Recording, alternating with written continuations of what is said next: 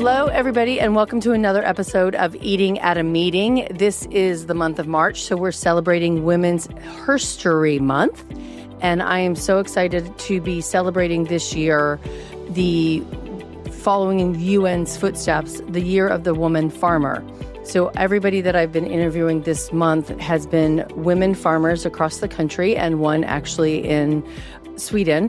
And so it's really interesting to hear where they're coming from, how they got to be farmers, and how they're feeding us and the people at our event. So, and today I'm excited to introduce you to Anamaria Gutiérrez, who is from Austin. She is a Tohana. Did I say that right? Yeah, that's perfect. Okay. Yeah. Urban farmer who is dedicated to building community through food in Austin, as I said. She's an entrepreneur, an urban farmer, a yoga teacher, which is, I want to know if you do yoga in the garden, and an outdoor educator. At the Este Garden, she is on her 23rd season of cultivating a one-third-acre edible garden for farm-to-table restaurants, Suerte, Este, and Bar Toti. She's also growing culturally meaningful fresh food for renowned restaurant Nixta Taqueria in their backyard alongside their team. And while tending to all of these urban gardens, Anamaria offers educational programming and hosts community events. And I found out she's also working in her neighborhood with the city to build a park and have a garden in the park. So welcome to the show, Anamaria. Thank you so much, Tracy. I'm happy to be here. I'm so excited to talk to you.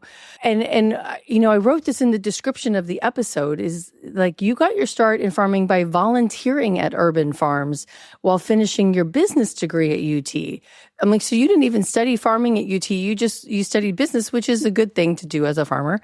And what drew you to doing that? And what did that early experience teach you that you couldn't have learned anywhere else? Mm-hmm. When I was in business school, I really wasn't feeling the corporate agenda. Uh-huh. And growing up, I used to volunteer a lot back home. And so I figured I needed to get out there and do something else with my time. And I went to the Central Texas Food Bank to volunteer. And we started to talk about like food access and the fact that we have some urban farms here in Austin. And I think that just sparked my curiosity about never having gone to volunteer at a farm. So I did. I went to one called Urban Roots, which focuses on youth leadership education, and all of their food goes to hunger relief organizations. Okay.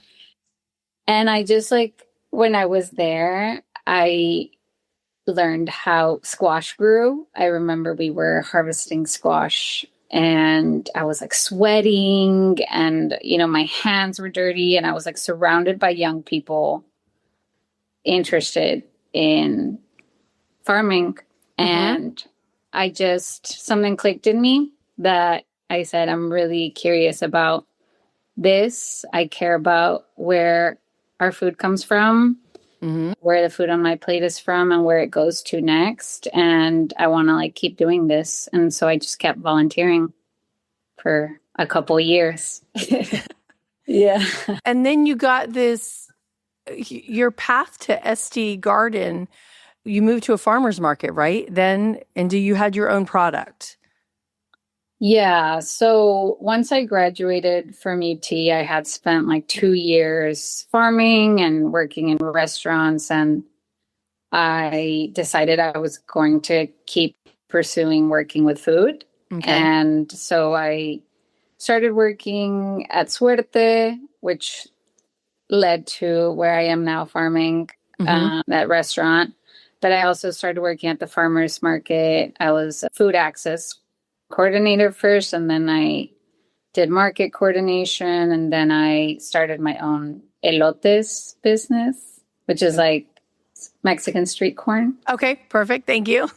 So definitely that entrepreneur spirit, and that business started from wanting to provide what was a culturally meaningful food to me growing up. And to a lot of Latinos here in Austin, there's not chulotes, or there weren't at that time here. And so I did that, and I did a fellowship at a farm, and that all slowly like added up to now farming for restaurants. And you literally like went door to door, knocking on their door saying, hey, I want to pitch you. I want to grow a restaurant, or I want to grow a garden next to your restaurant. Not necessarily, no. Okay. So, I was working at this restaurant, Suerte, and the owner had bought the property that they were going to build the second restaurant, Este, on. Okay. And that property had a garden lot, which is this 3rd acre. Okay. That the previous restaurant had tended to as a garden and used that food for their restaurant. But at this point, that space was just like idle. And the owner of the restaurant told me like, oh, we bought this, restaurant property and it has this, like, do you want to look at it? And so I went out there and I saw it, and I just like was like, this needs to happen.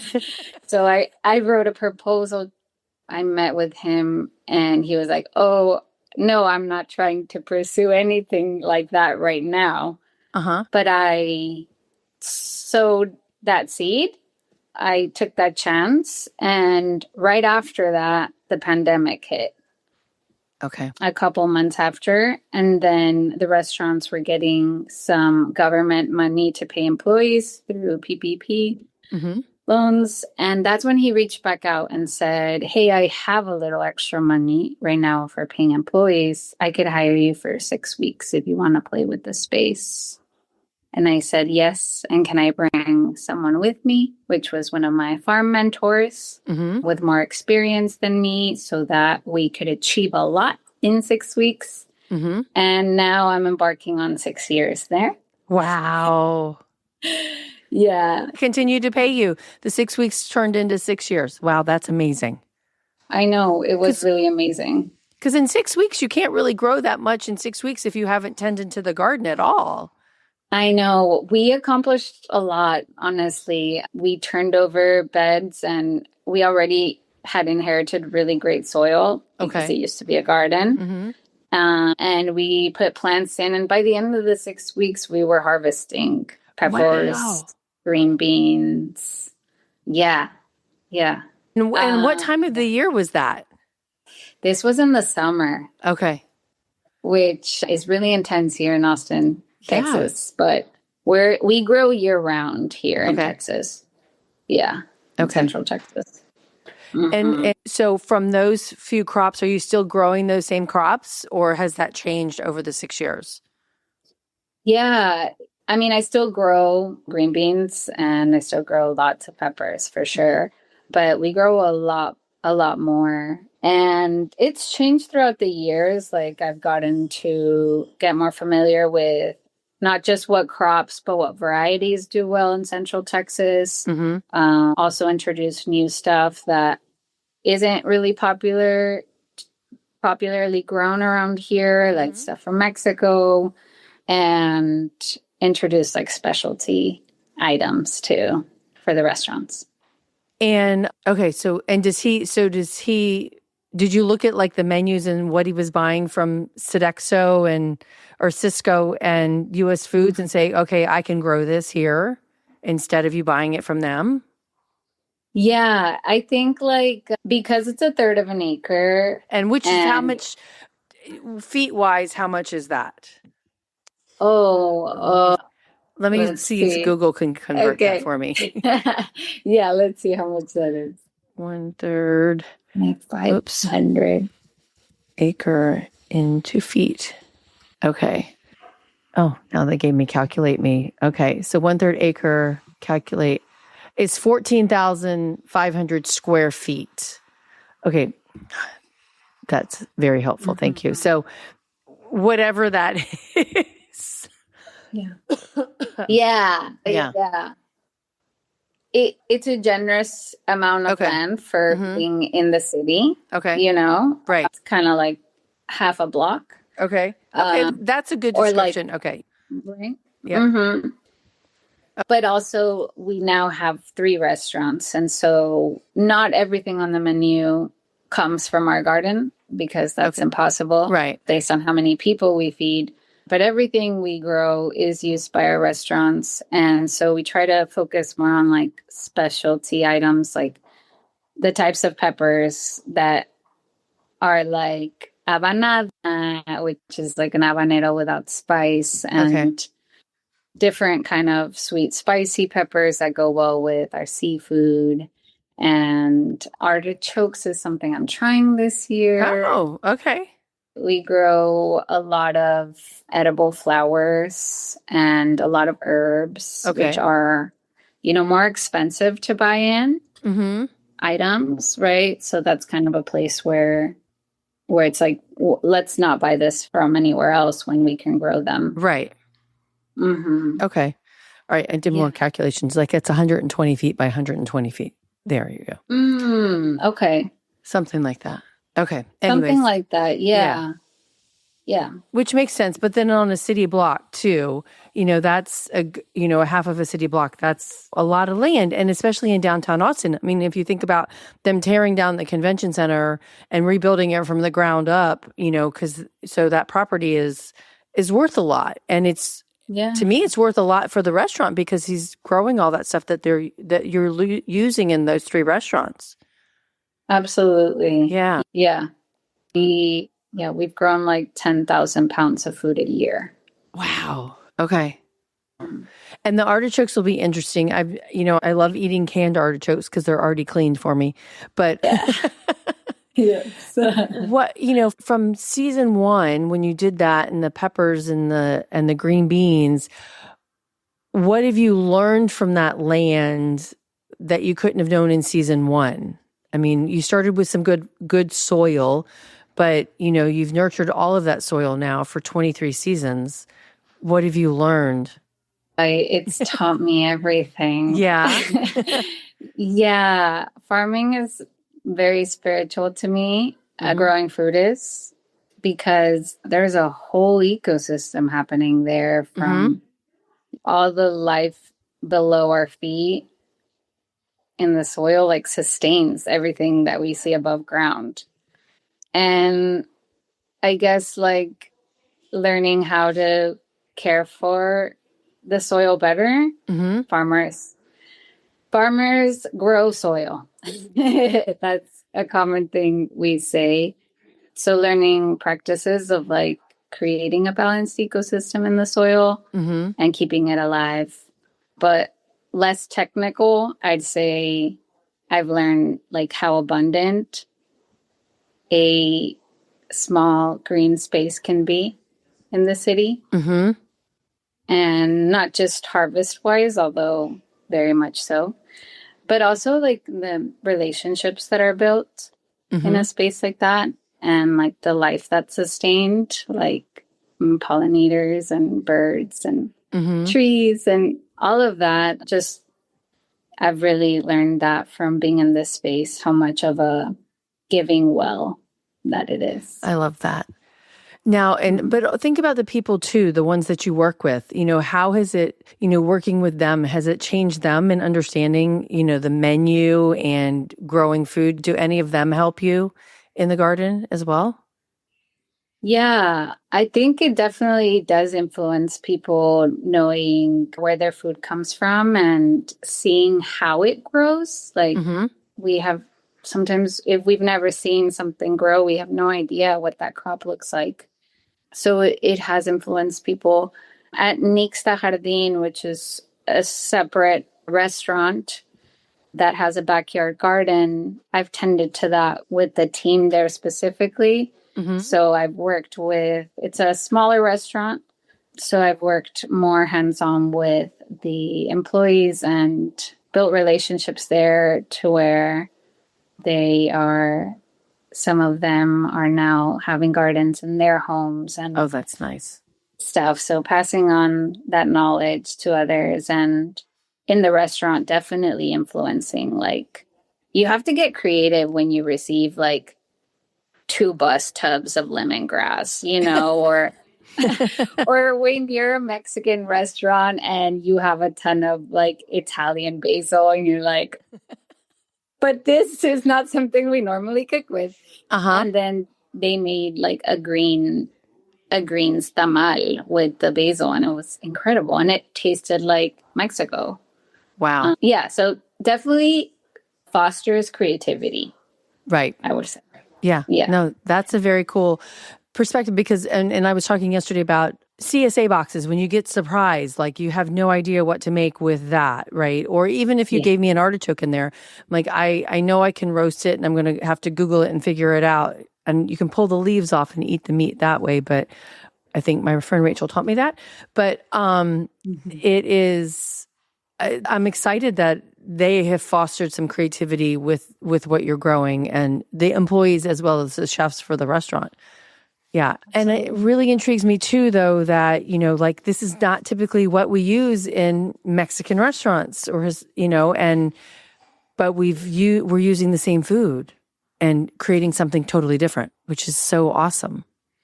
Yeah, absolutely. All the restaurants I work for they're Mexican restaurants, but it's like where we are now, we're in Texas, and how does that influence us and the food that we have access to? Right. And at the same time, how do we honor like the practices that our ancestors have had, like nixtamalizing corn and having freshly made tortillas, and so it's a blend. Yeah, totally. Now you say it's what is it, like Tex-Mex, or what is that other phrase? It's escaping my brain, but fusion, right? Like you've got Mexican fusion in here with Italian basil and things like that, but you can make it work, right? Figure out ways to make it work. Yeah, and I would say like it's not Tex-Mex. Yeah. Because that's its own type of cuisine that I love. It's delicious. This is like way more like traditional and creative, which feels very Mexican and very Texan. Isn't like what we know as a Tex-Mex cuisine. Okay. All right. Now, you said the word spiritually, like that this is very spiritual for you, and it's growing culturally meaningful food is not just produce. What's the distinction look like in practice when you're planning what's going into the beds each season? And talking to Sylvia yesterday, or not yesterday, but the day before, seasonally, and so you have 4 seasons in Texas? Yes. Or, okay. So, and each season is a different type of food that you're planting. Absolutely. It's 4 seasons, even though it feels like it's all summer. Because of the weather. But so when I think about like the crop plan for the gardens, I, consider what we've grown in the past that has done well. I also talk to the chefs and ask them what they're excited about, what I should choose between, and like having limited space. It's like, what are we going to prioritize? And what new stuff can we introduce? I have, introduced new stuff that I wouldn't have thought of myself, thanks to the chefs. So Chef Fermin, he's our executive chef at Suerte and Este, and he told us, like, can we grow hoja santa? Have you heard of hoja santa before? No. It's this herb that grows these like giant heart-shaped leaves that kind of taste like licorice-y. Okay. And they're used in Mexico and Central America to wrap meat and fish. You eat the leaves, tamales, quesadillas. And it actually grows really well here in Central Texas. Oh, cool.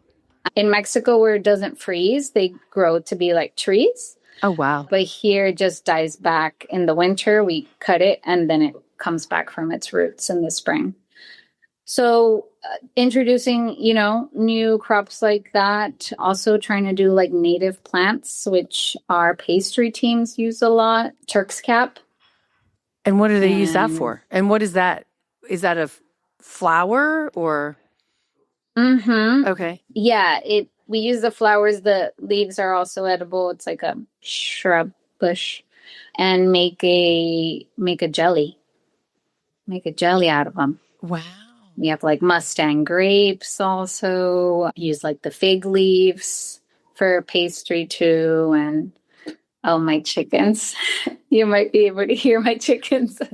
So yeah, I think in crop blending, definitely influenced by, it's kind of like a communal influence on what grows. And also just like based on my expertise on what I know does well or what I think can do well. Another example is we grow a lot of okra here in Texas because it loves the heat. And so in the same crop family is hibiscus roselle, which is, you know, what we make tea with, Jamaica.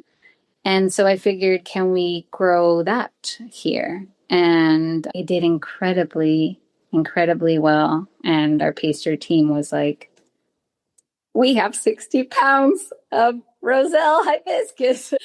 And they figured it out.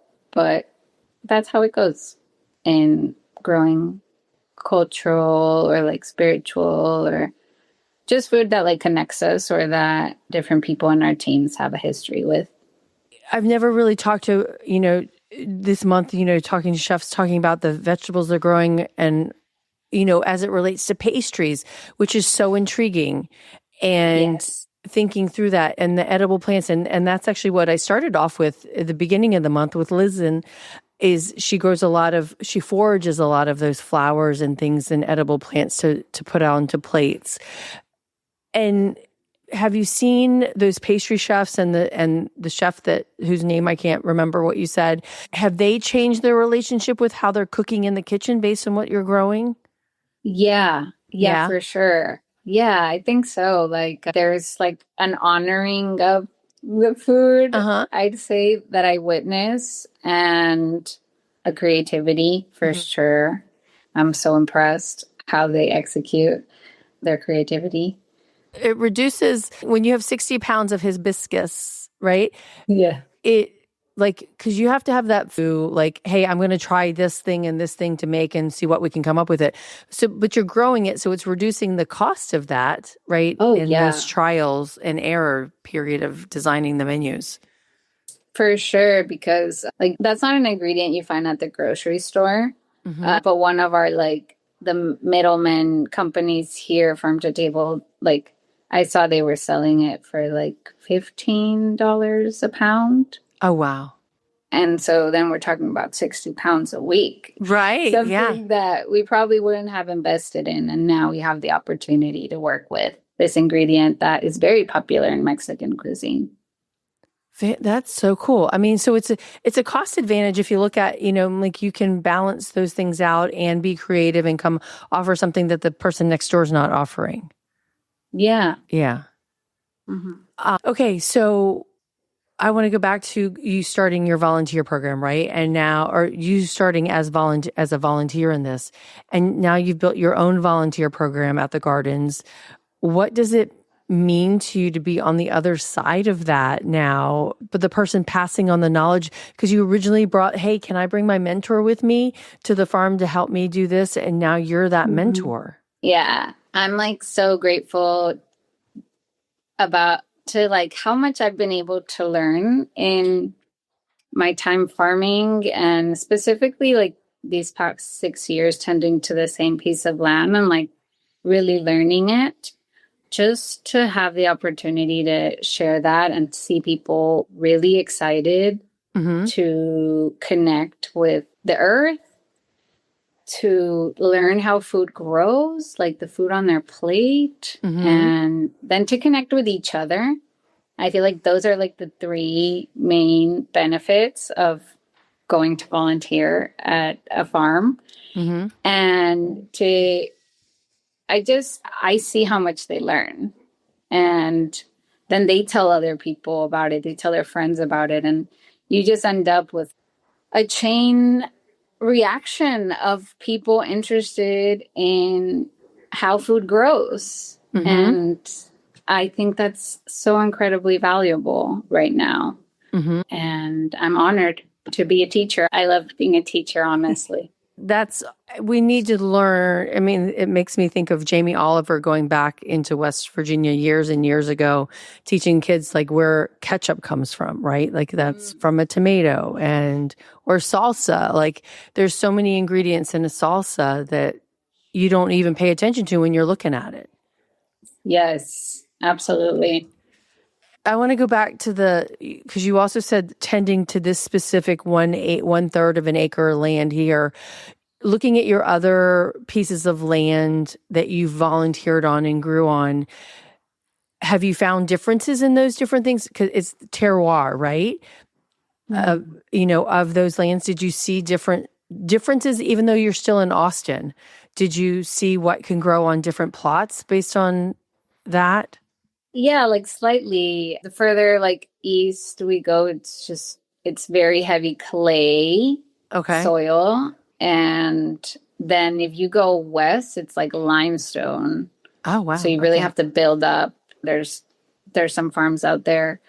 And I think I can't like pinpoint like the differences in the flavors, but the carrot you pull out of the ground is gonna be unique to like that land. We can all grow the same varieties of stuff, but they'll have different subtle notes. Right. Flavor profiles.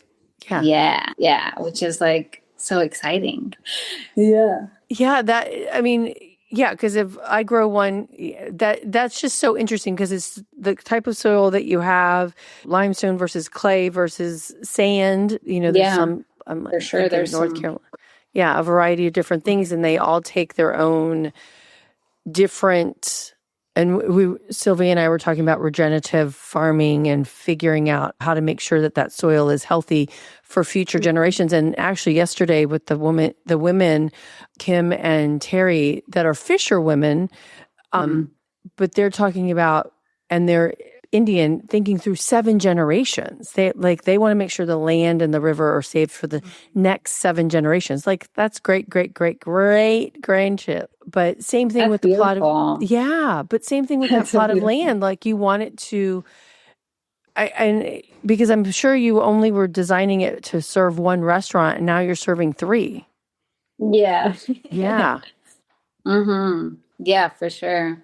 I mean, so going back to Este Garden and then Nixta Jardin, how is that collaboration different? Because with the Nixta, you're working with the farm, with the employees on that. How is that collaboration different?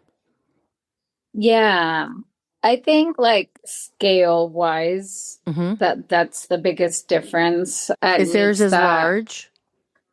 It's a lot smaller. Okay. Yeah, it's a lot smaller.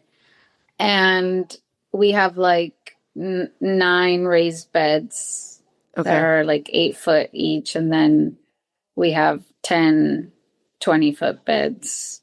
Okay. So yeah, it's a small fraction of Este, but I think that scale and like there's like this group of employees, these 3 other women and I who tended to it for several years while they were there. And it just became a very like family feeling there. I think that place has a bit more of that. And then at Este, it's like the scope's bigger. And so we have a volunteer program there. And so I kind of see a lot of more people from around Austin come to that garden. And it's a bit more structured, and I have to maintain 1/3 of an acre. Right, yeah. So it's more farm work. But yeah, it's definitely like a larger space that I see more Austinites like come learn to grow food. And I want to jump that to your neighborhood, right? So you've got this big plot of land in your neighborhood as well that you said a field, and you're working with the city to help turn that into a park and a neighborhood garden. And did your neighbors know that you do this for work and that they're like, hey, do this? Or how did that come about?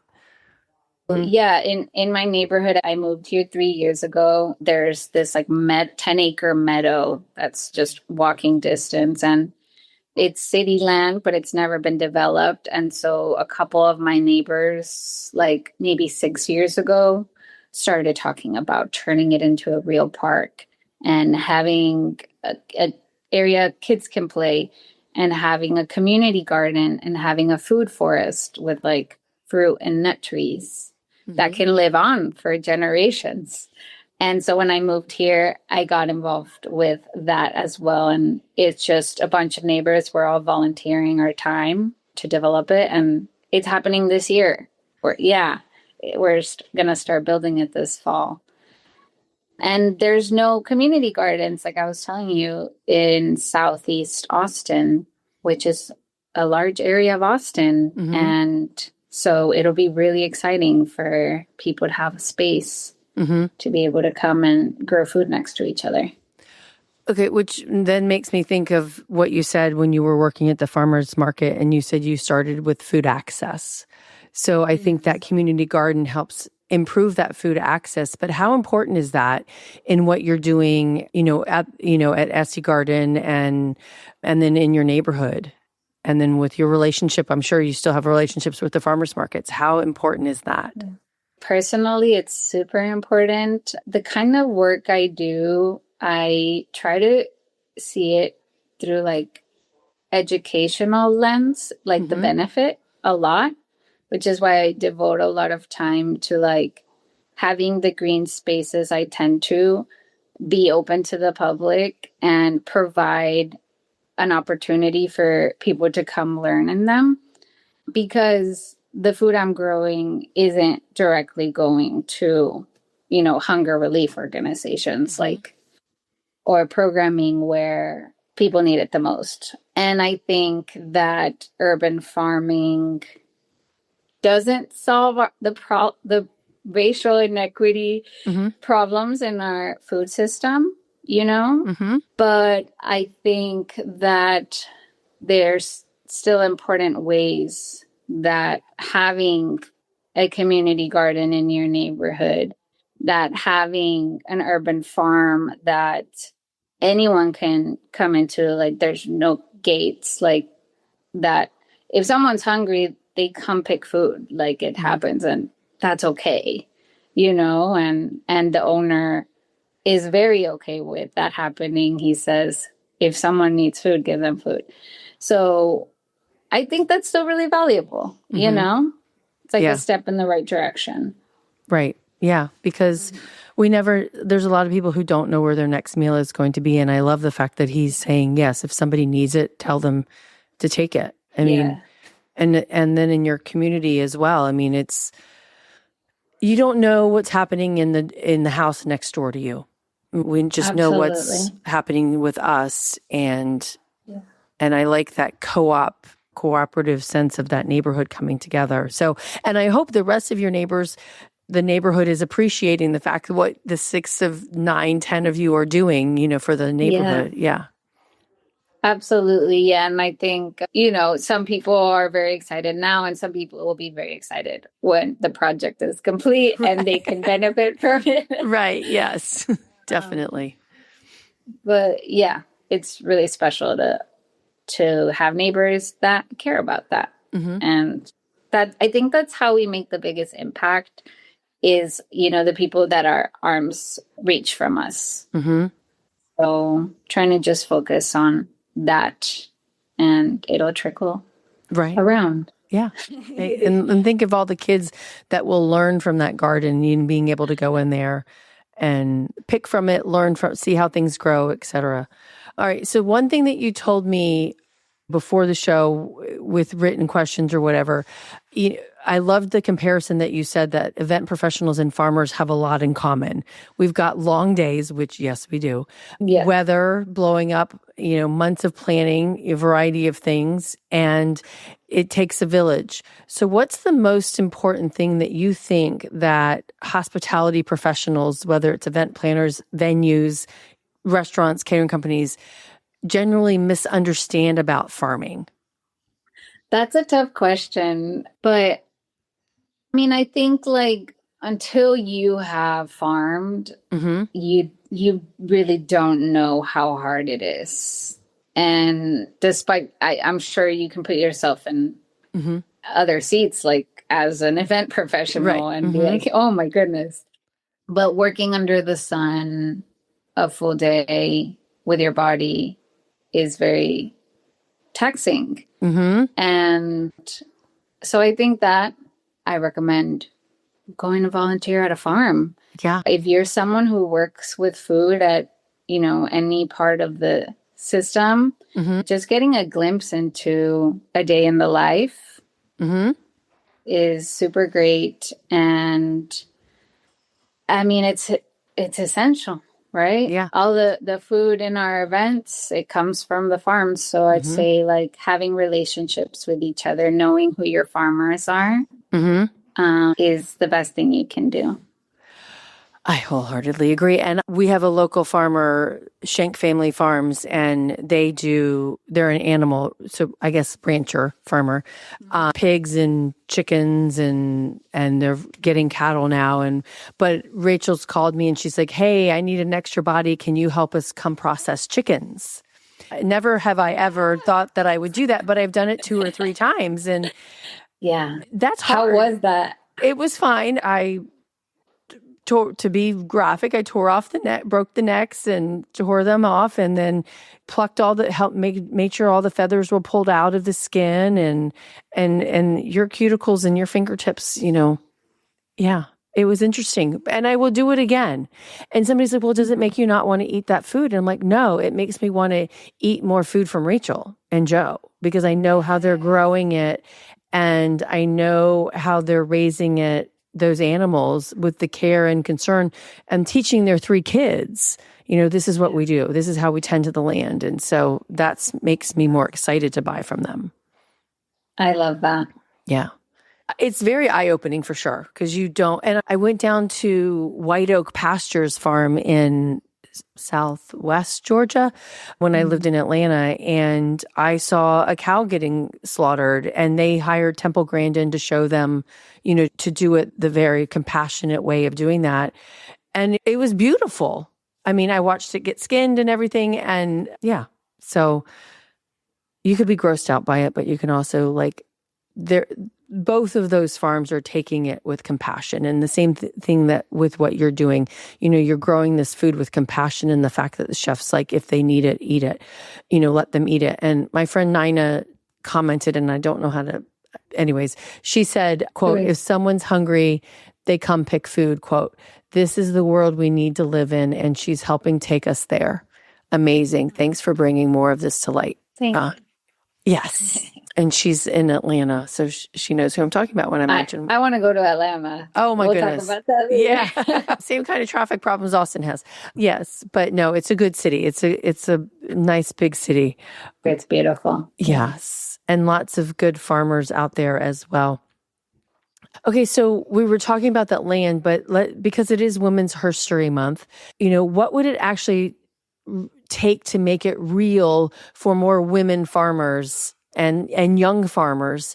And unfortunately, there was news yesterday that the grants have been canceled for young farmers from the USDA, which really sucks, to be honest. And so what can we do now? What, in light of that, how can we help young farmers and female farmers do what you're doing? Yeah, I'm glad you brought up yesterday's news, because I've been thinking about it a lot. Yeah, so what young farmers and women farmers need most is access to land and capital. Otherwise, we don't have a place to grow. I think that there's definitely the policy angle that's incredibly important and is not my expertise, but I'd say that you don't need to be a farmer to be involved in, we all have a role in our food system as people who eat. And so if you are someone who is interested in policy, getting involved in that, in the food side of that, is incredibly important, because we do need federal money. But when I zoom in to what I believe of like how we can have an impact in our what's around, like the people surrounding us, the places surrounding us. I really think we need to like get to know each other, get to know farmers. We need to, because we can build relationships like of people who have land, like leasing to people who don't.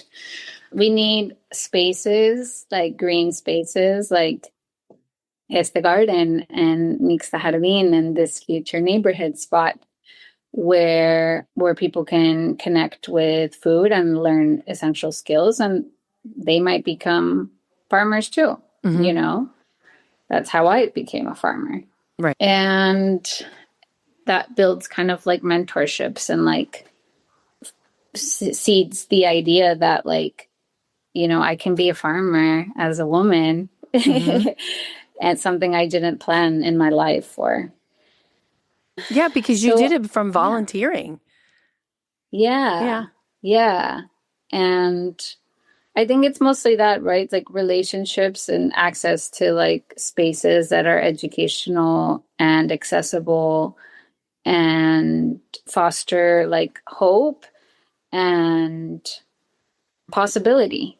Like, I think that's the way that I try to focus on that future. It just made me think, like, when you see something growing out of the land, right? I'm like, the possibility of that little green thing, what it can bring, there's so much possibility in that. And also, when something goes to seed, like when a vegetable, a flower, whatever, goes to seed, and you see how many seeds come from one plant, you're like, can we be that? Like, you know? Yeah. Can this that we're doing, like, we don't even know how many seeds we're growing here. And it's a reminder of how abundant nature is and how it wants to grow. And we just need to continue to foster that. I love that. Okay, so on that note, how do you, thinking through your career accomplishments and all these 23 seasons, what do you hope the gardens leave behind? Seeds in people. Seeds in people. That I hope that everyone who's gotten to learn from that space and to feel accompanied within that space and carries that on forever and keeps handing it down. That's awesome. You need to start a seed bank. Yeah, I do a lot of seed saving. Okay. And I share the seeds. Okay, perfect. Yeah. That's awesome. Okay. So some rapid fire questions to help close us out here. One crop that the Este Garden grows that every event guest should try at least once. It's hard. It is. I grow a lot of vegetables. But okay, I think like corn, to be honest. I love growing corn. I mean, it connects me to like my ancestors, but it's a beautiful plant. And to eat like a milky corn off the cob is just everything. And can you grow a lot of corn in Este Garden? I mean, on the third, how much? I know. I usually grow like a 25 by 25 block. Okay. 25 foot. Yeah. So it's not huge, you know, but it's enough for like a special. Okay. All right. Yeah. All right. Sunrise harvest, volunteer work day, or chef pre-chefed. What's your favorite moment in the garden? Or one that I didn't even mention? I mean, sunrise harvest sounds very romantic. But you're also like rushing against the sun. I would say volunteer work day because you never know what to expect. And sometimes like the workday with volunteers calls for like really slowing down. Or sometimes I'm like, yeah, this group, we're going to get a lot done. And I like honoring the pace that we need. And also like making friends and other people connecting about similar interests. I love that. No, that's great. And you're creating community around that food that you're growing. Yeah. Okay, what's the biggest misconception people have when they see farm from our garden on a restaurant menu? Maybe they don't believe it. I don't know. Or they think it's all from there. I think just like not knowing how that vegetable grows in general, or what it takes, or how long it takes, or how much harvest does this one bed can provide. Yeah, I think just the lack of knowledge on how that food grows. Okay, so we talked pastries and we talked regular menu things. What about beverages? Do you use any of that, like coffee, mezcal, aqua fresca? What's your beverage of choice? And is any of that food that you grow used in beverages at the restaurant? Yeah. We always have a Jamaica agua fresca at our restaurants. And then at Nixta as well, they make really fun stuff. Like we grew a lot of lavender, and they made a lavender drink, and lemongrass, and a lot of herbs get used in drinks, and basil as well.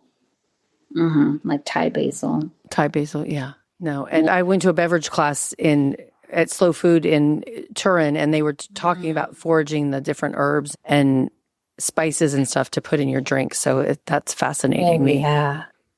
You can be so much more creative than a vodka soda or a soda with a lime.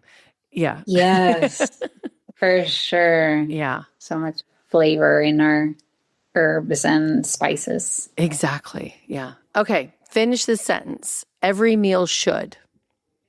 Every meal should be thanked is like translating. It's like you don't need to like give grace, but I think we should be grateful for every meal.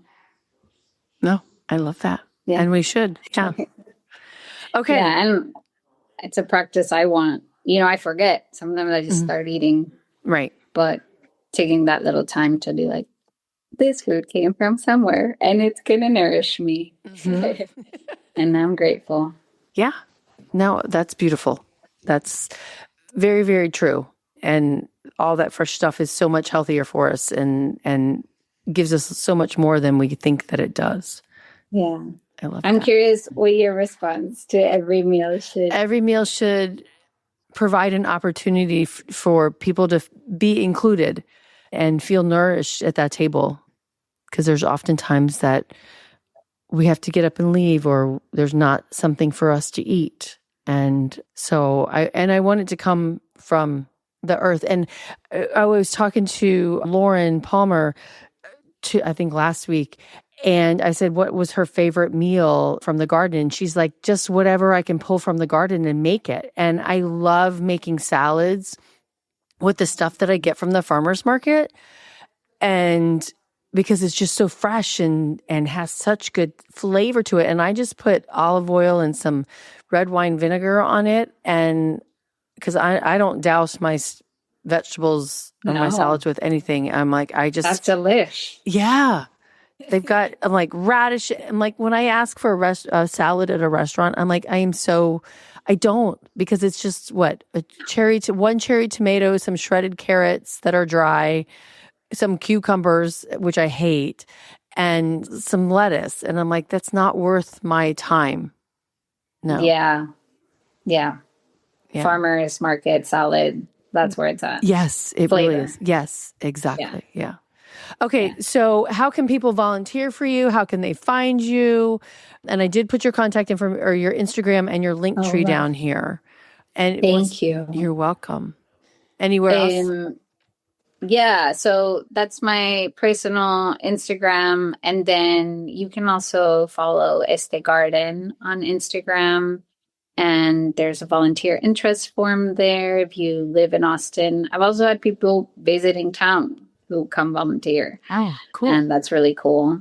I usually have 2 days a week, and you don't have to have any experience, just an excitement to come out and learn something new and work with your hands.